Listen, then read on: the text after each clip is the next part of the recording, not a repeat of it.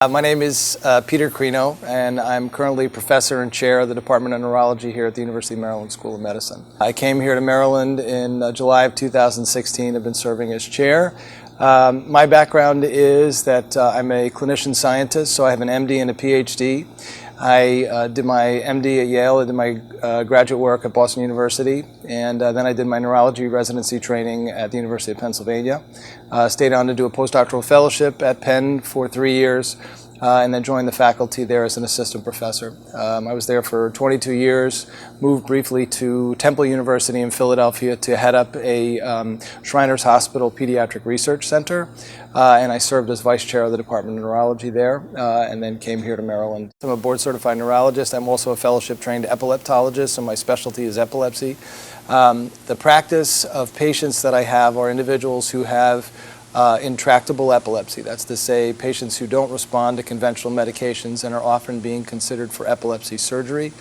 I see adults with autism, I see adults with intellectual disabilities, and I'm very interested in neurogenetic disorders, so disorders that cause abnormal brain development, abnormal brain function, epilepsy, autism, and intellectual disability. So I opened this practice really in the late 1990s for adults with developmental disabilities, thinking I was going to see maybe one patient every couple of months, and I started seeing 6+ new patients a week. So there's many, many adults out there who have intellectual disability, epilepsy, and/or autism who really have nowhere to turn. The reason this is interesting is because a lot of these patients have a syndrome, a clinical syndrome, but no real identified cause. And with the revolution in molecular genetics that's been taking place, a lot of these individuals are turning out to have genetic disorders. We can now screen for these genes using commercial screening panels, and we can come back to families and say, after 35 or 45 years, wow, we found that there's a single mutation in this particular gene. Now, we don't necessarily have cures for all of these disorders, but it does allow families to be tied into other individuals who suffer from the same syndromes.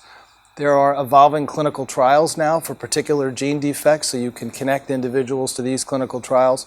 And I find for many patients and their families, it provides a very comfortable network of other individuals that they can share their stories with. So it really is kind of a niche practice, but one that I think has answered a lot of needs for a lot of individuals. My laboratory research is really uses many different technologies to study the broad problem of developmental brain malformations.